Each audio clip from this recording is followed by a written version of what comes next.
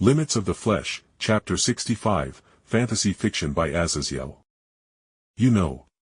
Maybe I should actually bring Key back home to Kuo with me. I thought errantly as I sucked upon the titty milk of a maple tree dryad. Or in other words, I was drinking of the teats of a Canadian woman. Key was an exceedingly slow and gentle woman I could already see being similar to Arcuade in how she liked to spend the majority of her time sleeping in comfort. But either way, once I took a good little nap and woke up with Artemis somehow moved to my side and snuggled up into my chest as Key cradled us in her bosom, I knew I needed to get back to work with the wildlife Key had already collected for me. And this creation was going to go beyond what I typically did with my creations in only giving them one, maybe two bloodline abilities or talents. I took the monstrous mutated animals and quickly euthanized them so there were no conflicting minds or soul remnants as I began fusing a dozen monsters together into another female form because I had little interest in a hulking male form being overly affectionate with me as its creator.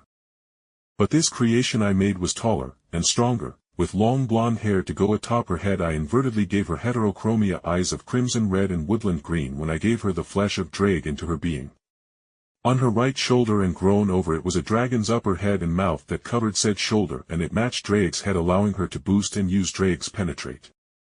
On her left shoulder was a goat's head with its terrible square eyes looking at all with its baleful eyes as the living goat could look around, and from its eyes, it could petrify people into stone with the DNA I copied from my Medusa. And for the kicker, her own eyes were filled with the Lucifer bloodline, so with her Sharingan divine abilities would be almost certainly nullified if it wasn't someone like Zeus or Hades coming across her.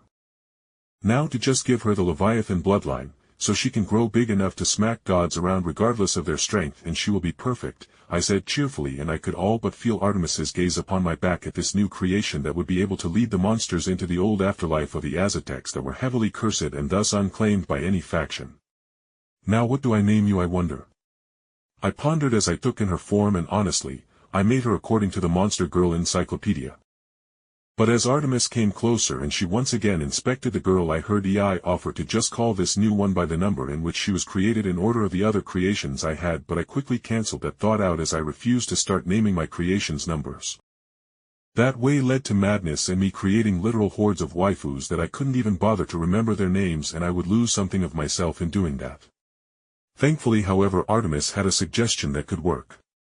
If she is to be a forest strider and huntress, then I offer the name of my handmaiden Atlanta. Artemis spoke, and I raised an eyebrow as I jump-started the chimera's soul into life, and I staggered in place at the strain on my own soul. Atlanta. All right, that will do perfectly. I said wryly, wondering if there was a hero reincarnation in Chaos Brigade by that name who would be pissed as all hell at Artemis giving that name to someone else. Once Atlanta woke up, that wry smile became a permanent fixture on my face, as this creation of mine was the complete opposite of Key in her being an energy-filled nutcase, who only imprinted on me by taking in my scent so she could find me again. Then she ran into the forest with her abilities being freely used to slaughter the nearby monsters to establish her territory, totally her words, but I had a strong feeling she was going to end up bringing me the dead people she mauled. With Key and Atlanta built, and Key herself infecting the entire forest with her spores that contained the Beelzebub bloodline, so she was getting stronger with each tree she infected. Artemis and I just settled down into a log cabin home that Key created for us out of a massive tree that was wider than a highway, while EI and Arcuade kept track and educated Atlanta. So is this supposed to be the honeymoon we are supposed to share as betrothed? Artemis asked softly as she sat beside me on a padded rocking swing bed. I looked up from my book of monsters that could be found in the familiar forest and saw that she was looking at me with her eyes tinged with deep emotions I couldn't sort out. I closed my eyes and took a breath before I decided to take a leap of faith, literally, in pulling the goddess onto me as I swung my legs up under her so she was laying atop me as we swung on the indoor porch swing bed.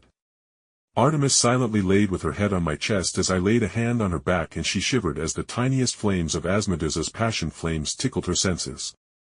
Artemis, I won't force you to do anything. Are you beautiful and making me desire you? Yes, you certainly are, so if you don't want me to put you under myself, and rail you, please quit teasing me with ambiguous statements. I whispered, and I felt her arms that were lying across the bed slowly come up to lay atop my chest, and as her silver eyes met mine I saw she was wearing a wry smile before she softly responded. I assumed that you would have already pulled me into your bed and done such things with both our factions, blessing to our union. But you are being remarkably patient. Are you expecting me, one of the virgin goddesses, to make the first move then? She almost seemed to tease, and I couldn't help but snort at how she flushed slightly even at the thought of doing so. Welp, with that clear offer I couldn't help myself, and with a rustling of cloth Artemis inhaled sharply as I pulled up her dress, and my hands dug into her soft but firm backside as I pulled her in tight against my waist, and then I captured her mouth in a brief kiss before I pulled back slightly. If you are ready, then I am more than ready to fulfill my husbandly duties and maybe break you in a little, I whispered, with the passion flames of Asmodeus making her baby blue eyes roll up a little. Oh, if I was going to fuck her here and now, I was going to ruin her and make sure that even if whatever Aphrodite did wore off, she wouldn't be able to ever imagine going back to Greeks.